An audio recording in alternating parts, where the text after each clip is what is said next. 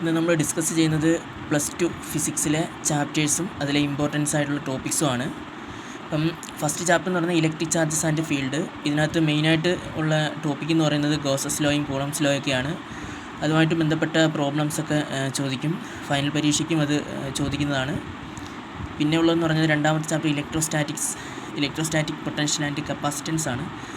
അതിൽ important topic എന്നാണ് potential due to point charge, അതുപോലെ potential due to an electric dipole. അതിൽ dipole തന്നെ ഇക്വിറ്റോറിയലും ആക്സിലും ഒക്കെ പോയിൻറ്റ്സ് ഉണ്ട്.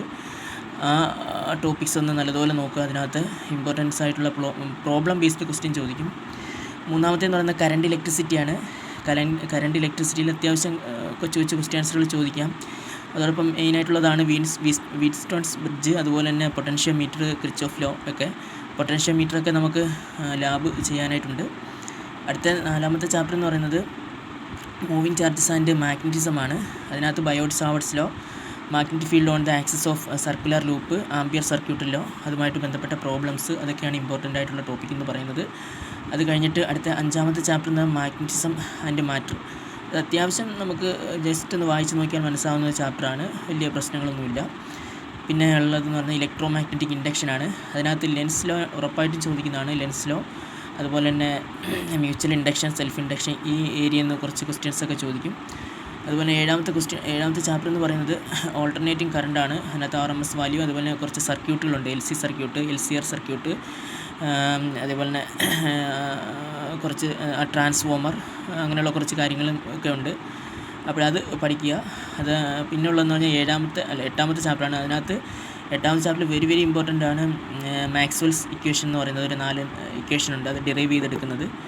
പിന്നെ അതിൽ 9ാമത്തെ ചാപ്റ്റർ, അതായത് ഫിസിക്സിലെ ഏറ്റവും കൂടുതൽ ഇക്വേഷൻസ് വരുന്ന ഒറ്റ ചാപ്റ്ററാണ്. ഒരേ ഒരു ചാപ്റ്റർ എന്ന് പറയുന്നത് mirror, optics and optical instrument ആണ്. അതിനകത്ത് മിറർ ഇക്വേഷൻ, മാഗ്നിഫിക്കേഷൻ, അതുപോലെ lens makers formula, combination of thin lenses, refraction through prism, simple microscope, compound microscope, reflection of plane wave front, reflection, ഇങ്ങനെയുള്ള കുറച്ച് കാര്യങ്ങളൊക്കെ ചോദിക്കും. അത് വെരി ഇമ്പോർട്ടൻസ് ആണ്. അത് എഴുതി തന്നെ ചെയ്യുക, പഠിക്കുക. പിന്നെ 10ാമത്തെ ചാപ്റ്ററിൽ എന്ന് പറഞ്ഞാൽ വേവ് ഒപ്റ്റിക്സിൽ നമുക്ക് reflection of plane wave front, അതുപോലെ ഡിഫ്രാക്ഷൻ, പോളറൈസേഷൻ, ഇങ്ങനെയുള്ള കുറച്ച് ക്വസ്റ്റ്യൻസൊക്കെ പ്രതീക്ഷിക്കാം, ഇമ്പോർട്ടൻസ് ആണ്.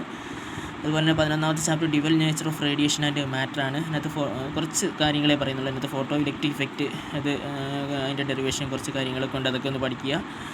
12ാമത്തെ ചാപ്റ്റർ എന്ന് പറഞ്ഞാൽ ആറ്റംസ് ആണ്. ന്യൂക്ലിയർ ഫിസിക്സിലേക്ക് കയറുന്ന ഒരു ടോപ്പിക്കാണ്. അതിനകത്ത് റുദർഫോർഡിൻ്റെ, അതേപോലെ ബോറിൻ്റെയൊക്കെ പോസ്റ്റുലേറ്റും കാര്യങ്ങളൊക്കെ ഒന്ന് പഠിക്കുക, അത് ഇമ്പോർട്ടൻ്റ് ആണ്.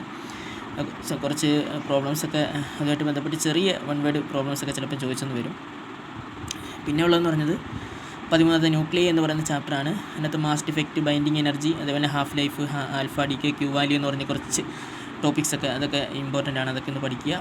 പിന്നെ 14ാമത്തെ ചാപ്റ്റർ എന്ന് പറഞ്ഞാൽ സെമി കണ്ടക്ടർ, ഇലക്ട്രോണിക്സുമായിട്ട് ബന്ധപ്പെട്ട് വരുന്ന കാര്യങ്ങളാണ്. അതിനകത്ത് P type, N type semi conductor, PN junction diode, അതുപോലെ ഡിപ്ലഷൻ ലെയർ, സെനർ ഡയോഡ്, അതുപോലെ ട്രാൻസിസ്റ്റർ, ലോജിക് ഗേറ്റ് ഇമ്പോർട്ടൻ്റ് ആണ്. നോർ ഗേറ്റ്, അതുപോലെ തന്നെ or gate, and NAND, nor gate, ഇങ്ങനെയുള്ള കുറേ ഗേറ്റുകൾ പഠിക്കാനുണ്ട്, അത് ഇമ്പോർട്ടൻ്റ് ആണ്. അത് പടം വരച്ച് പഠിക്കുക. അതുപോലെ തന്നെ ലാസ്റ്റ് ചാപ്റ്റർ എന്ന് പറയുന്നത് കമ്മ്യൂണിക്കേഷൻ സിസ്റ്റമാണ്. ആ കമ്മ്യൂണിക്കേഷൻ സിസ്റ്റത്തിൽ നമ്മുടെ ഈ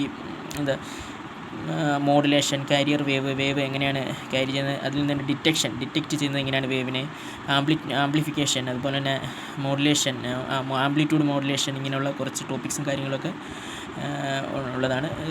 അത്യാവശ്യം നല്ലതുപോലെ പഠിച്ചാൽ ഫിസിക്സിന് ഫുൾ മാർക്ക് വാങ്ങിക്കാൻ പറ്റുന്നതാണ്. അതുപോലെ പ്രോബ്ലം ബേസ്ഡൊക്കെ നല്ലതുപോലെ ചെയ്ത് തന്നെ പഠിക്കുക. ഫിസിക്സിൻ്റെ പ്രോബ്ലം എന്ന് പറയുന്നത് നമ്മൾ നല്ലതുപോലെ കാര്യങ്ങൾ മനസ്സിലാക്കി ചെയ്ത് പഠിക്കുക. ഫിസിക്സ് എന്ന് പറഞ്ഞാൽ നല്ലൊരു സബ്ജക്റ്റാണ്. അത് മനസ്സിലാക്കി പഠിച്ചാൽ ഒരു ക്രൈസ് തന്നെ ആയിരിക്കും ആ ഫിസിക്സ് എന്ന് പറയുന്ന സബ്ജക്റ്റ്.